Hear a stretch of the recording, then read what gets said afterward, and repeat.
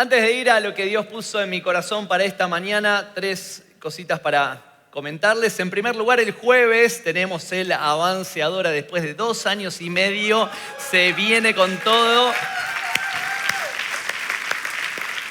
Dios nos va a sorprender y llevar más aún a la intimidad, como lo hacemos en cada uno de estos eventos. Las puertas se van a abrir 7:40. ¿Sí? Si vienen a las 3 de la mañana para entrar, no se les va a abrir. A las 7:40 de la tarde se va a estar abriendo la puerta para terminar de acomodar todo lo que es necesario acá adentro. Así que pueden venir, estar por arriba, en la cafetería, en cualquier lugar, pero 7:40 se va a estar abriendo las puertas. En segundo lugar, nuestros pastores Edgardo y Silvia están en Mendoza ministrando, así que oramos por ellos. Están predicando en un evento, en un congreso y también a un grupo de pastores, así que oramos por ellos para que Dios esté usándolos como siempre lo hace. Y lo otro es de carácter personal, agradecer los que estuvieron orando por la vida de Debbie. Me falta mi todo hoy, ¿no? El Señor es mi todo, pero se entiende, no hace falta que lo aclare. Esta semana surgió una operación de urgencia, un quiste que tenía, así que los que se enteraron, gracias por las oraciones, ahí está en recuperación, ya tiene el alta, así que va por buen camino. Y los que no se enteraron, no importa, seguro que estaban orando porque el Espíritu Santo se los había revelado de antemano, así que estoy tranquilo con eso. Y los que no, que Dios los perdone. Gracias, en serio. Me gustan algunas placas y algunos memes que salen en las redes. Y hay uno que por lo general se hace muy popular, que es una placa roja que viene con una musiquita de fondo que hace último momento. Ya sabemos de quién hablamos. Me gustaría que veamos una placa.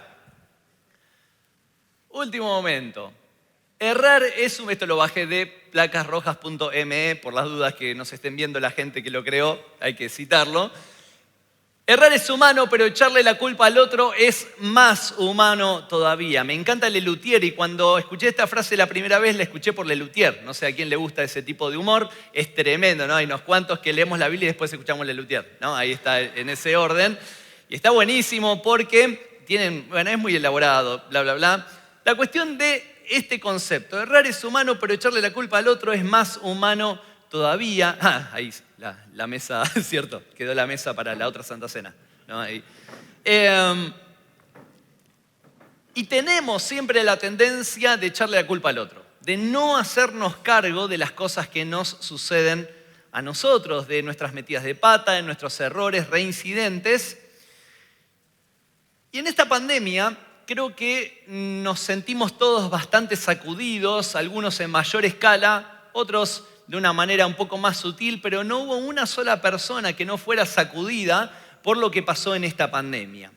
En nuestro caso, las primeras semanas fueron todo bárbaro. Qué lindo, estábamos los 4 juntitos, Debbie, Cata, Pipe y yo, ahí contentos, disfrutando, parecía el cielo, la previa del cielo. Todo lindo, todo bárbaro.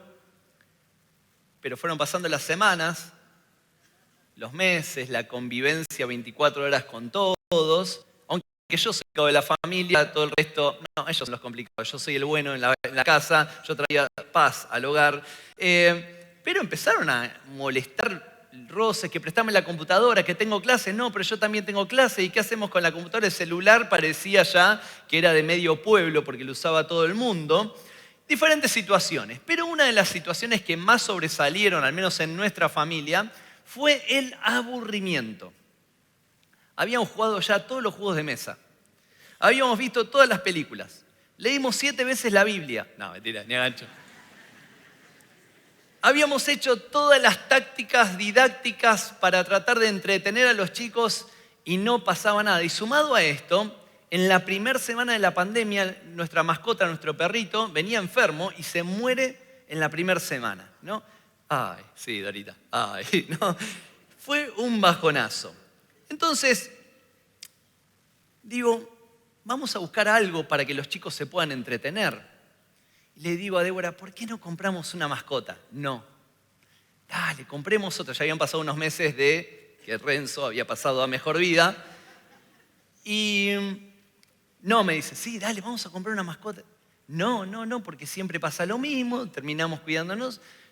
Dios hace las cosas nuevas, mujer, poca fe que tenés, ¿no? Y le insistí tanto hasta que no sé si me dijo que sí o yo escuché un sí. Entonces fuimos a la veterinaria y compramos 2 hámsters. Vamos a decir, ¡ay, qué asco! ¿No? 2 hámsters. Al muchacho compramos 2 porque si no Cata y Félix iban a estar peleando, este es mío, dámelo a mí, yo... Bueno, toda la típica situación de hermanos. Con mi hermano no pasaba eso, pasaban otras cosas, pero no con el hámster. La cuestión que le digo al de la veterinaria, ¿y sabés si son los 2 machitos o los 2 hembra? Me dice, no, la verdad es que me mataste, no tengo idea. Ay Dios, ¿a quién ponen para vender? A las semanas nos dimos cuenta que habían nacido el uno para el otro porque fruto de esa relación nacieron 8 hámsters. Por lo tanto, era una pareja heterogénea. Bueno, todo bien. Todo bien para mí, para los chicos, la primera experiencia con los hámsters y los mini hámsters. El problema era ver la cara de Débora cada vez que entrábamos a la casa y se sentía el olor con 8 niños más 2 hámsters adultos. Bueno, empezamos a decir, ¿qué hacemos ahora?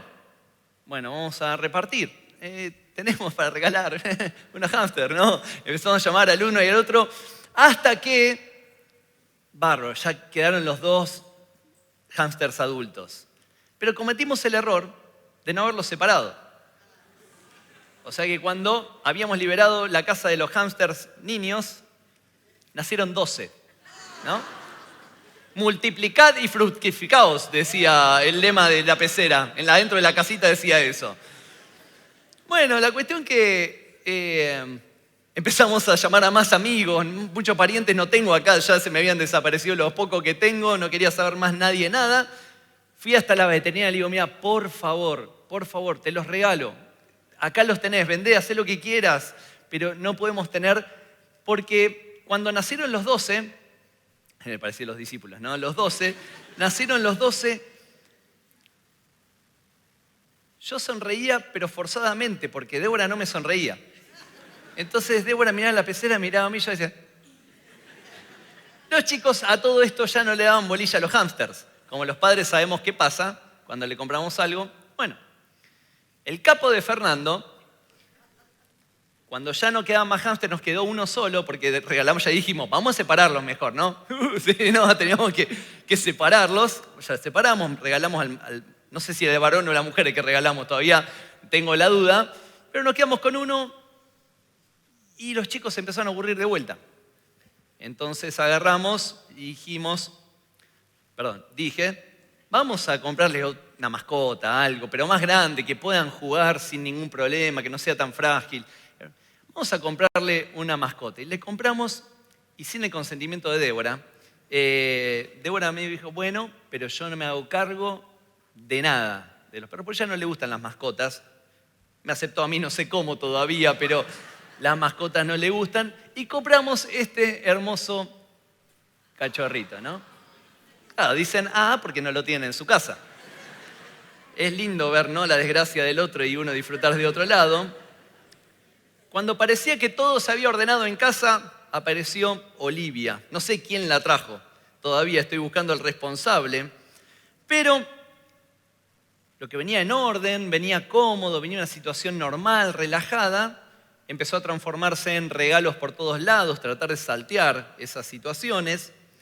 Plantas rotas, pasto quemado, abrir y cerrar el portón sin que se escape la mascota, visitas al veterinario, que no salte a la gente cuando venían a casa, comprar comida. Y que encima, cuando uno tiene el cachorro, perdón, sé que hay veterinarios acá en nuestro ambiente, así que perdónenme, pero cuando uno compra una mascota y la tiene 0 kilómetros, uno le compra la mejor comida.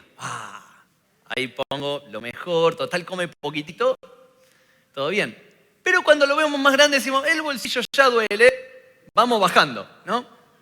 Y vamos bajando hasta que una vez fui a la veterinaria y le digo al muchacho, disculpa, ¿tenés algo más barato que esto? No, muchachos, más barato que esto no existe, me dice. Me hizo sentir relaucha, ¿no? Casi que me metía dentro de una jaula. La cuestión que mi pregunta, después de ver todos los desastres que la hermosa Olivia hace, la tenemos todavía, gracias a Dios, la cuido yo, obviamente, los chicos ya se olvidaron de vuelta de Olivia, volvió todo el mismo ciclo, ¿no? Mi pregunta es, ¿por qué uno vuelve a hacer lo incorrecto después de haber entendido o tratado de entender una historia? ¿Por qué nos equivocamos varias veces en lo mismo? ¿Por qué tuve que comprar de vuelta otras mascotas antes de tiempo? ¿Por qué volvemos a hacer lo malo o lo incorrecto? Me encantaría compartir con ustedes un pasaje que se encuentra en el libro de Jueces, capítulo 4.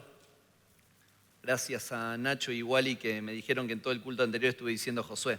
Era Jueces, ¿sí? Jueces 4. Igual lo tienen ahí escrito, si no, el que trajo su Biblia lo sabe. Jueces 4. 1 al 16 dice, después de la muerte de Ahod, los hijos de Israel volvieron a hacer lo malo. ¿Qué volvieron a hacer? Lo malo, ante los ojos de Jehová. Y Jehová los vendió en manos de Jabín, rey de Canaán, el cual reinó en Azor. Y el capitán de su ejército se llamaba Sísara, el cual habitaba en Haroset Goim. Entonces los hijos de Israel clamaron a Jehová, porque aquél tenía 900 carros cerrados y había oprimido con crueldad a los hijos de Israel por 20 años.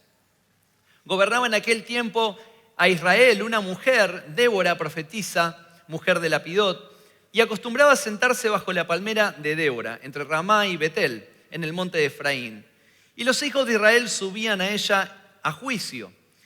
Y ella envió a llamar a Barak, hijo de Abinoam, y a Sedes Neftalí, y le dijo, ¿no te ha mandado Jehová, Dios de Israel, diciendo, ve, junta a tu gente en el monte de Tabor y toma contigo 10.000 hombres de la tribu de Neftalí y de la tribu de Zabulón, y yo atraeré hacia ti al arroyo de Sisón a Sísara, capitán del ejército de Jabín, con sus carros y su ejército, y lo entregaré en tus manos?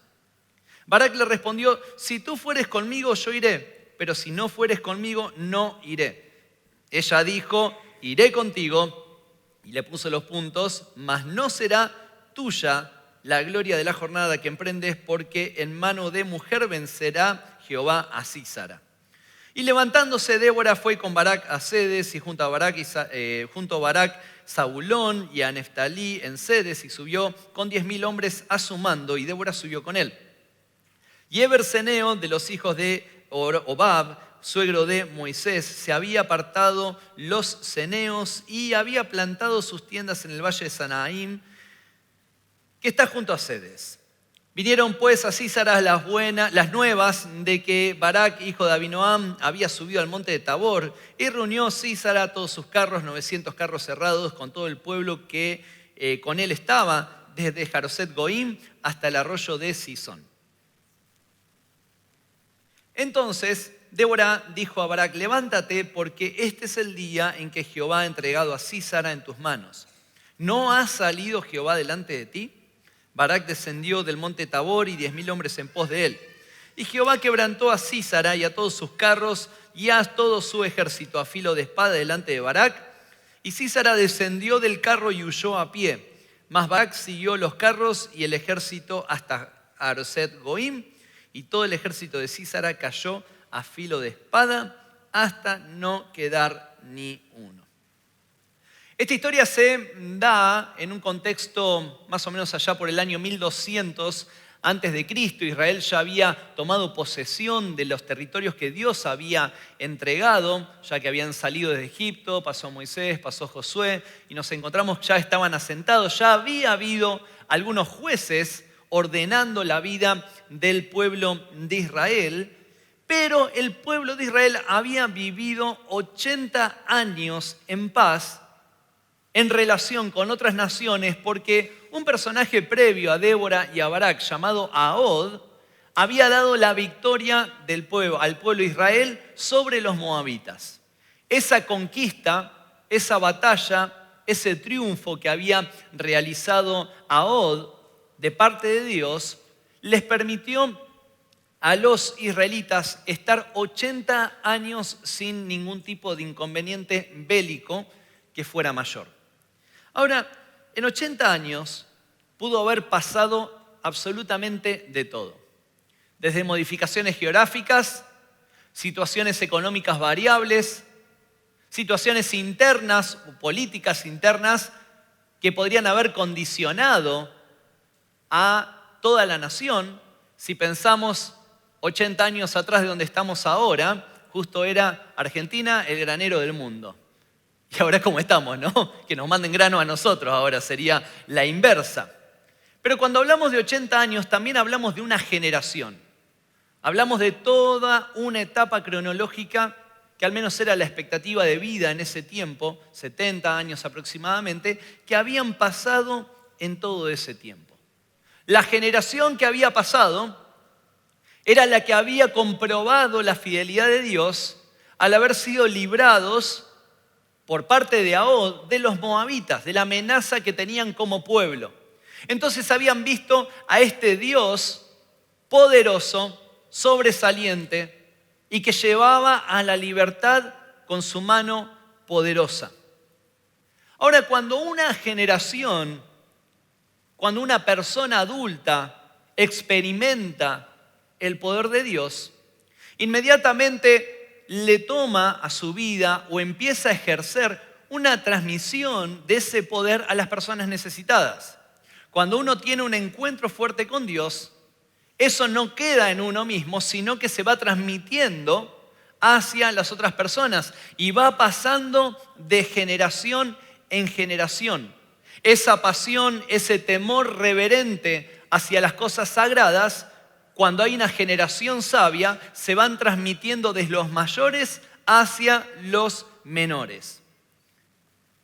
Por eso a veces tenemos un punto que es un falso pensamiento o una concepción errónea, cuando vemos que de generación en generación se van perdiendo la juventud, la adolescencia, la niñez, vemos que se van perdiendo de foco. Y muchas veces la excusa que he escuchado o que he leído en algunas ocasiones es: no, a mis hijos los perdí en la plaza, a mis hijos los perdí en la esquina con la junta de amigos, a mis hijos los perdí en los vicios o en las adicciones. No, no es así. A los hijos los perdemos en la propia casa. Cuando uno no muestra la imagen, la pasión, el temor de Dios hacia su descendencia, es muy probable que la descendencia no continúe de manera leal los caminos de los padres o de los abuelos. Por eso nos vemos en el Nuevo Testamento cuando Pablo le escribe a Timoteo y le dice: es impresionante lo que hicieron tu abuela y tu madre Loida y Eunice en cuanto a haber dado en tu vida, haberte depositado la fe, el fervor por las cosas de Dios. Timoteo fue una persona influyente porque su madre y su abuela transmitieron de generación en generación lo que era una pasión por las cosas de Dios. Pero una generación que no muestra la pasión con Dios va a generar una dilución en las generaciones posteriores. Se va a ir perdiendo aquello que caracterizó como un encuentro fuerte con Dios en los antepasados, y en este caso, los que habían vivido esa guerra ganada contra los moabitas.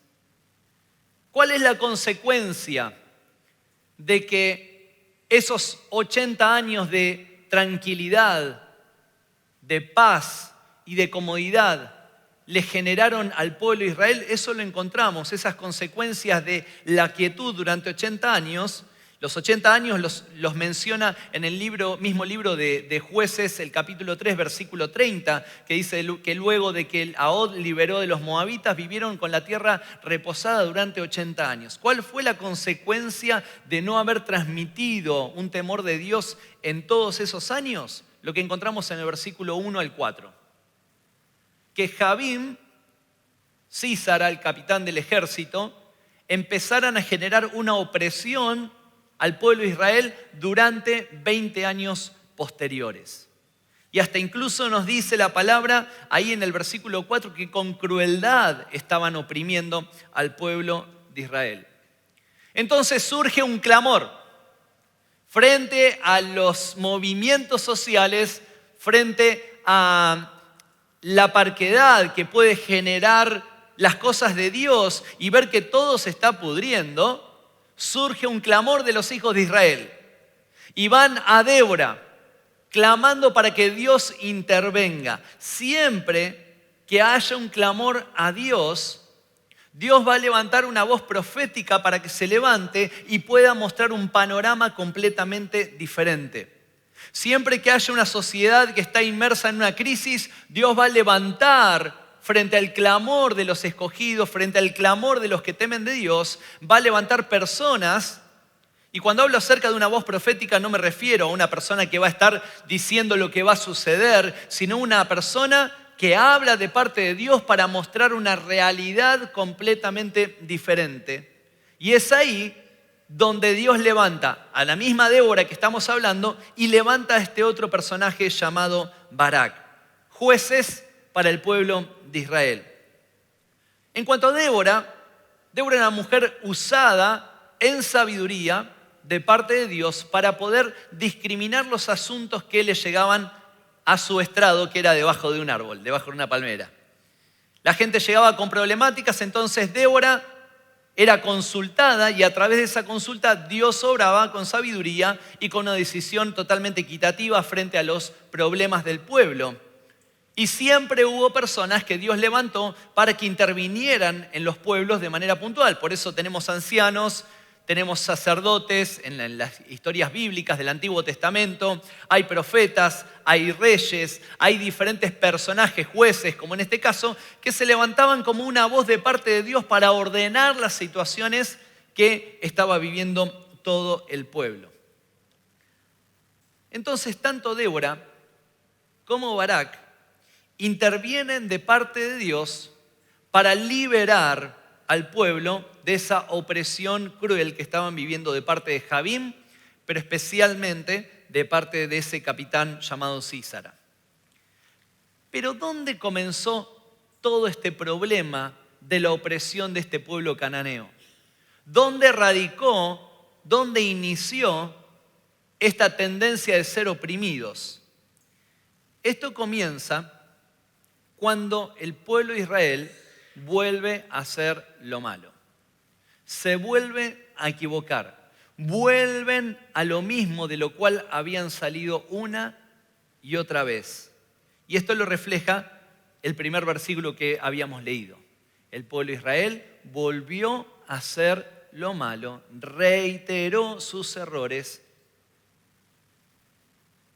y eso llevó a una consecuencia bastante trágica durante 20 años. Pero me gustaría hablar en esta mañana acerca de qué tenemos que tener en cuenta para no caer nuevamente en lo malo como lo hizo el pueblo de Israel. Evitamos hacer nuevamente lo malo, en primer lugar, cuando permitimos la dirección de Dios en nuestras vidas. El versículo 6 dice, y ella, del libro de Jueces, y ella envió a llamar a Barak, hijo de Abinoam, de Sedes Neftalí, y le dijo, ¿no te ha mandado Jehová, Dios de Israel, diciendo? Y sigue ahí la historia, ve, junta a la gente en el monte de Tabor y continúa con toda una explicación o un relato frente a Barak. En otras palabras, Débora le estaba diciendo a Barak, hubo una palabra de Dios dada a tu vida para que puedas ordenar al pueblo y poder salir de esta situación que los está oprimiendo. Hubo alguien que te habló, que te mencionó, que te direccionó para poder salir de esta angustia, de esta opresión que están viviendo hace 20 años. Pero lo curioso es que Débora le habla a Barak como si él hubiese dilatado la reacción en su vida. Como si Dios le hubiese hablado a Barak tiempo antes y él como que quiso ignorar esa voz y siguió en su propia historia mientras el pueblo seguía oprimido. Por eso le dice, ¿no te ha mandado Jehová Dios a hacer esto, esto y esto? Lo cierto es que en ocasiones, cuando no escuchamos a Dios, Dios va a levantar personas para hacerlo escuchar. O hasta incluso va a levantar situaciones para que podamos escucharlo de una manera mucho más clara. En este caso nos encontramos que el instrumento para escuchar la voz de Dios de Barak fue Débora, porque Débora lo manda a llamar a Barak, lo manda a traer y le dice, Barak, ponete las pilas. Dios ya te lo dijo a vos, que tenías que moverte de esta manera, que tenías que hacer esto, que tenías que hacer aquello, y vos no lo estás haciendo. Cuando nosotros cerramos nuestros oídos a Dios, Dios va a usar la voz de alguna persona alrededor para tratar de orientar nuestros caminos. Y si no lo logra hacer con las personas que tenemos alrededor, a veces va a ponernos en situaciones en las cuales no nos quede otra alternativa que poder mirarlo a Él. Pero más allá del tiempo en el que debemos accionarnos, cuando hablamos de que Dios dirige nuestras vidas, no estamos diciendo que nos volvemos en máquinas automáticas en las cuales Dios ordena y nosotros simplemente cumplimos. Porque a veces tenemos esa tendencia de pensar de que Dios nos dice, nosotros debemos caminar como robotitos haciendo, sí, Él me dice esto, tengo que hacerlo. No, Dios nos muestra el camino. Dios dirige nuestras vidas. Esto implica que nuestras manos tienen el control, nuestros pies tienen el control para decidir qué es lo que vamos a hacer. No es que Dios no nos da otra alternativa, sino que nos permite elegir dentro de unas opciones por cuál camino vamos a andar. La triste realidad es que la dirección de Dios se vuelve impráctica o sin sentido en nuestra vida si nosotros no alineamos nuestra voluntad a la voluntad del Padre. Dios puede dirigir nuestras vidas, Dios puede marcarnos el camino, Dios puede darnos hasta con lujo de detalles qué es lo que tenemos que hacer, pero si nuestra voluntad no está alineada a la voluntad de Dios, no va a tener sentido toda esa dirección o iniciativa del Padre. Por eso ahí es donde caemos en responsabilizar a otros de nuestras propias acciones. Eso es lo que comenzamos hablando en esta mañana. No me hago cargo de lo que estoy decidiendo, sino que siempre busco a alguien que haya tenido la incidencia en mi vida para depositar mi responsabilidad en esa persona y yo quedar exento completamente de todo. Qué fácil que es hacerlo responsable a Dios cuando yo hago lo que quiero.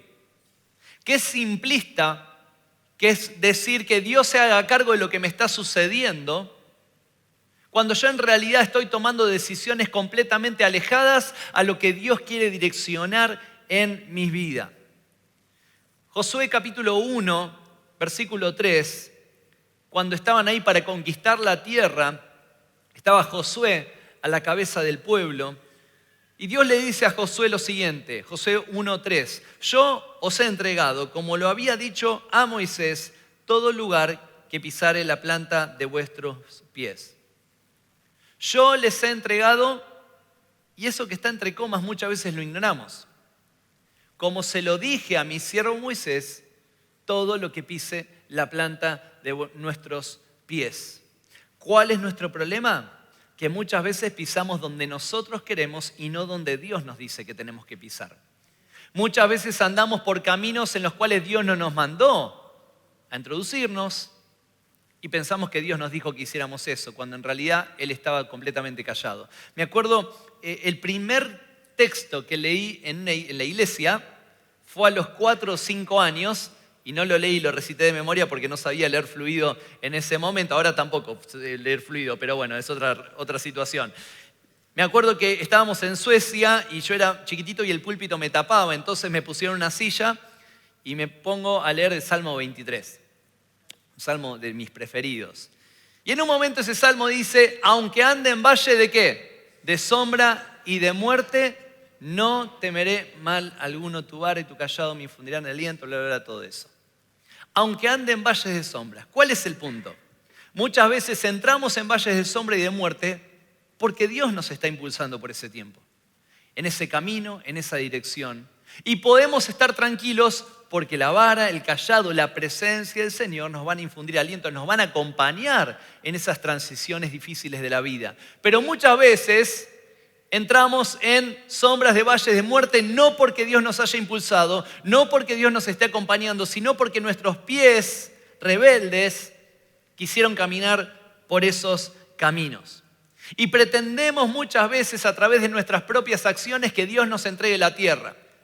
Pretendemos muchas veces a través de nuestras propias decisiones que queremos vivir y experimentar las promesas de Dios, queremos disfrutar las bendiciones de Dios, pero no estamos caminando por el camino correcto. Muchas veces decimos, Señor, ¿por qué se tarda en cumplir tu palabra en mi vida?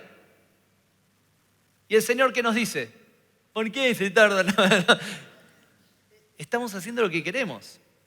Si hacemos lo que queremos, las bendiciones de Dios se van a terminar dilatando y no vamos a poder ver los resultados de la conquista. Acá nos dice que Josué, en el libro que leímos posteriormente, ya había recibido la tierra, pero no la que él quería, sino la que Dios le había dicho que tenía que tomar, como se lo dije a mi siervo Moisés. En otras palabras, si quiero conquistar la tierra que Él me entregó, si quiero ganar la batalla que estoy peleando, tengo que alinearme a su voluntad, tengo que dejar que Él dirija mis pasos. Por eso no le pidamos a Dios que dirija nuestros pasos si no estamos dispuestos a caminar por donde Él nos dice que caminemos. No le pidamos a Dios que empiece a direccionar nuestra vida si yo no voy a ser consecuente con cada una de las palabras que Dios me dijo. Si queremos evitar repetir, caer nuevamente, hacer lo malo, tenemos que permitir que Dios dirija nuestras vidas. En segundo lugar, evitamos hacer lo malo cuando escuchamos a las personas correctas. El versículo número 8 dice, Barak le respondió, si tú fueres conmigo yo iré, pero si no fueres conmigo no iré. Desconocemos mucho acerca de la vida de Barak, simplemente sabemos un poco de dónde venía, pero no tenemos muchos datos más. Lo cierto es que estuvo dirigiendo a un grupo de personas, de pueblo, como 10.000 personas, dirigiéndolos en todo este tiempo de conquista. Pero al margen de que sabemos que Barak se transformó en una especie de juez para todo el pueblo, lo interesante es que Barak insistía mucho en la necesidad de que Débora estuviese presente en esa guerra. Por eso le pone la condición para que le dice, si vos venís conmigo, yo me mando. Ahora, si no venís conmigo, yo me quedo. ¿Por qué? Porque es muy probable que Barak, al tener cerca a esta mujer sabia, de consejo sabio y utilizada por Dios en resolver conflictos, iba a añadirle una mayor confianza a él para las decisiones que tendría que tomar en pleno campo. No iba a haber ninguna satisfacción para él mayor que el tener consigo a esa profeta de parte de Dios para pedirle consejo, para alentar a cada uno de los guerreros, para poder direccionar cuando el campo lo requiriera. Mi pregunta es, ¿dónde estamos poniendo nuestros oídos? ¿En dónde estamos depositando nuestra mirada, nuestra atención en los tiempos difíciles? Me encanta el Salmo 1, muy conocido. Y dice, a ver si lo tenemos en pantalla, bienaventurado el varón que no anduvo en consejo de malos, ni estuvo en camino de pecadores, ni en silla de escarnecedores se ha sentado. Este salmo nos muestra de una manera perfecta y gráfica cómo es ese proceso de terminar en ciertos lugares. Porque en primer lugar, la primera línea dice, bienaventurado el varón que no anduvo en consejo de malos. Bienaventurado el varón que no prestó su oído a las personas incorrectas. Barak fue a la persona correcta para recibir instrucción. De hecho, incluso lo tenemos bien explícito ahí en los versículos 6 y 7. Pero Barak fue a la persona correcta, la fuerte correcta, para poder escuchar y ser direccionado por Dios. La segunda línea dice, ni estuvo en camino de pecadores. Fíjense esta secuencia. Primero escucho, por dónde me dicen que tengo que andar.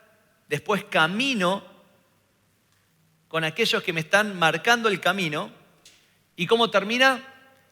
Ni en silla de escarnecedores se sentó. Entonces, si hacemos la progresión es escuchar, caminar y terminar sentados. ¿Qué aplica esto? ¿Qué apunta esa expresión? Que uno termina sentado donde empieza escuchando. Uno termina compartiendo vida con aquellos que primeramente le prestó el oído. Por lo tanto, uno puede ir para un lado bueno, pero también puede terminar en cualquier otro extremo. Dios pone personas sabias para orientarnos. ¿Cuántos tienen personas sabias que los orientan? Es muy sabio, el Proverbios habla muy claro acerca de esto, de la sabiduría en prestar el oído para entender y poder caminar con prudencia. Si queremos terminar sentados junto a nuestro Padre, lo que tenemos que hacer es abrir nuestro oído a lo que Él tiene para nosotros. Pero también buscar personas sabias que nos ayuden, que en momentos difíciles digamos, necesito que me des tu opinión, necesito que te dejes usar por Dios porque tengo que tomar decisiones. Obviamente, yo no le voy a echar la culpa de las decisiones al otro porque yo tengo que hacerme responsable. Pero que me puedan mostrar qué es lo que tal vez no estoy viendo con mis propios ojos. Dijimos en primer lugar que para poder evitar hacer nuevamente lo malo como lo hizo el pueblo de Israel, tenemos que permitir la dirección de Dios en nuestras vidas. En segundo lugar, que evitamos hacer nuevamente lo malo cuando escuchamos a las personas correctas, cuando prestamos oído, cuando caminamos y cuando terminamos sentados con ellos. Y en tercer lugar, evitamos hacer nuevamente lo malo cuando entendemos que no depende de nosotros, sino de Dios. Repita conmigo, no depende de mí, depende de Dios. El versículo 14 dice, entonces Débora dijo a Barak, levántate, porque este es el día en que Jehová ha entregado a Sísara en tus manos. ¿No ha salido Jehová delante de ti? Débora le estaba siendo completamente explícita con ese comentario a Barak. En ningún momento le dio a entender que Barak iba a operar con sus propias fuerzas, que iba a hacer con sus propios talentos, con sus propios recursos, sino todo lo contrario. Débora le dice, es Jehová quien salió ya a dar la victoria antes que salgas vos. Es Jehová quien abrió el camino antes que vos empezaras a caminar. Y la táctica la encontramos ahí, hasta Dios se preocupó de cómo tenía que ser. En el versículo 6 y 7 lo plantea como una pregunta, pero en realidad es una directiva. Y le dice, ve, junta a tu gente en el monte de Tabor y toma contigo 10.000 hombres de la tribu de Neftalí, de la tribu de Zabulón, y yo atraeré hacia ti al arroyo de Sisón a Sísara, capitán del ejército de Jabín, con sus carros y su ejército, y lo entregaré en tus manos. Ya estaba todo arreglado. Simplemente lo que tenía que entender Barak era que no dependía de él, sino que dependía de aquel que está por sobre todas las cosas. Por lo general, dijimos que uno de nuestros mayores problemas radica en que queremos hacer las cosas a nuestra propia manera. Nos creemos los salvadores de personas en conflictos. Nos creemos que somos los que podemos solucionar absolutamente todo. Nos creemos con respuestas para cada pregunta. Y lo peor es que nos creemos en la capacidad de poder prescindir de Dios.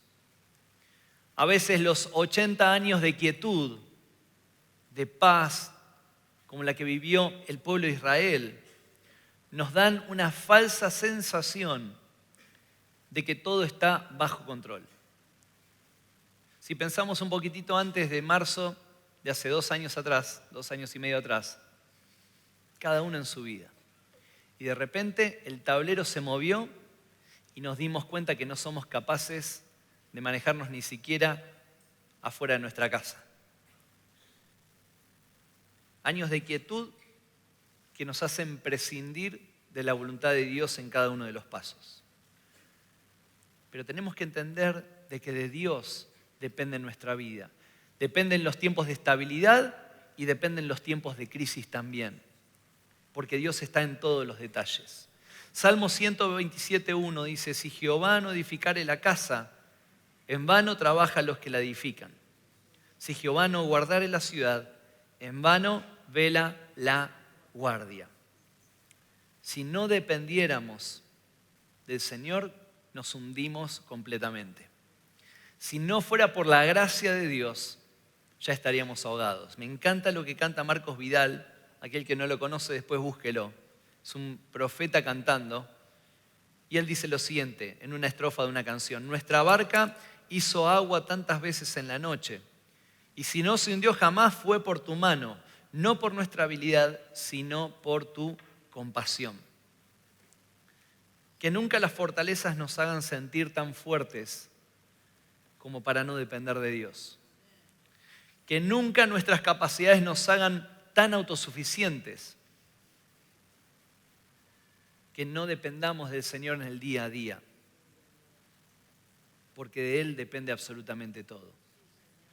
Nosotros tenemos nuestra responsabilidad, pero si Dios no hubiese dado la victoria al pueblo de Israel previamente, Barak, por más guerra que se haya levantado, por más ejército que tuviera, nunca podría haber ganado. ¿Por qué? Porque dependía de Dios y no de Barak.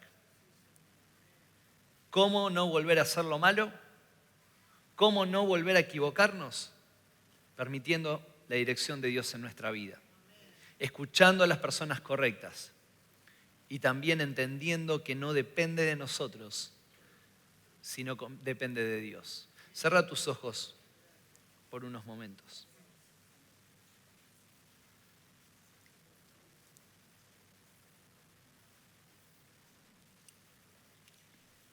Qué fácil es echarle la culpa a Dios cuando en realidad yo estoy tomando mis propias decisiones. Qué fácil que es hacerlo responsable de nuestro presente cuando nuestro pasado estuvo dirigido por nuestros sentimientos, por nuestras emociones y por nuestras decisiones. Si queremos experimentar un futuro cerca del corazón de Dios, por más que vengan crisis, que vengan guerras, que se levanten diferentes reyes como Javín, tenemos que aprender a estar cerca del corazón de Dios. Tenemos que aprender a poner nuestra confianza completamente en Él porque todo depende de Él. No podemos controlar nada. No está al alcance de nuestras manos, sino que es Dios quien quiere obrar acorde a como Él quiere. Hace un tiempo atrás publiqué algo que Dios me había hablado, que eran mis listitas y yo. ¿Cuántas veces le decimos, Dios, quiero esto, y necesito un trabajo así, necesito un compañero o compañera de vida de tal manera, necesito tal estudio, necesito tal respuesta, creyendo que nosotros sabemos más que Dios? Y es ahí donde el Señor, hasta incluso en su misericordia, aparece a la escena y nos da mucho más abundantemente de lo que podemos llegar a creer, a pensar o a imaginarnos. ¿Qué guerra estás enfrentando? O mejor dicho, ¿por qué estás enfrentando una guerra? ¿Será que la quietud en tu vida te llevó a pensar que podías resolver las cosas vos mismo? ¿Será que la falta de problemas te hizo confiar más en tu control de las circunstancias? ¿Será que ves a tus hijos lejos de Dios o los ves fríos espiritualmente porque no demostraste a Cristo con tu pasión y en tus actitudes? Solamente vos lo sabés. Lo cierto es que Dios da la posibilidad de no hacer lo malo nuevamente, de no caer nuevamente en el error y poder recibir su pronto auxilio. ¿Cómo? Dándole lugar a la dirección en nuestras vidas. ¿Cómo? Escuchando a las personas correctas, pero también entendiendo que no depende de nosotros, sino que la victoria la ha dado el Señor. Él puso a ese ejército delante de Barak, y por más que venían súper equipados, con carros forjados en hierro, con soldados, Barak pudo asumir una posición porque sabía que se estaba metiendo en el territorio donde Dios le estaba diciendo. El Salmo 27 dice, estos confían en carros y caballos. Mas nosotros en el nombre de Jehová, nuestro Dios, tendremos memoria. ¿Cuántas veces tropezaste con la misma piedra? ¿Cuántas veces te equivocaste nuevamente en lo que dijiste no lo voy a hacer más? Tal vez creíste que era con tus propias fuerzas y el Señor te dice, no. No cargues con algo que no puedes llevar. Soy yo quien pelea. Soy yo quien se mueve. Soy yo quien da la victoria. Señor, ayúdanos en esta mañana. En primer lugar y antes que nada, a poder vivir en una pasión, en una intimidad con vos, que lo puedan ver nuestros hijos, nuestros nietos, la descendencia pueda vivir cerca de tu corazón. No queremos entrar en el error, como lo hizo el pueblo de Israel, de volver a hacer lo malo. Equivocarnos, ser reincidentes en el mismo error. Ayúdanos a enfocarnos en vos. Ayúdanos a darte lugar para que dirijas cada uno de nuestros pasos. Ayúdanos a darte lugar para que dirijas cada uno de nuestros caminos. Que aunque andemos en valles de sombra y de muerte, podamos ir por esos lugares porque vos estás con nosotros. Y nos vas a infundir aliento, nos vas a llevar a lugares seguros en tus tiempos. Ayúdanos a poder tener nuestra mente y nuestros oídos y nuestro corazón cerca de las personas correctas. Que seamos sabios para elegir a quién abrir nuestros oídos. No queremos estar sentados en lugares incorrectos. Queremos empezar escuchando correctamente para poder sentarnos lo más cerca tuyo. Pero así cuanto todo esto pase, entender que todo depende de vos. Todo depende de tu poder. Todo depende de tu soberanía. Todo depende de tu voluntad. Señor, simplemente ayúdanos a no hacer nuevamente lo malo y a darte lugar en todos nuestros días. En tu nombre, Jesús. Amén y amén. Que el Señor les bendiga. Nos vemos el día jueves. Saluda a la persona que tiene al lado y que tengan una hermosa semana.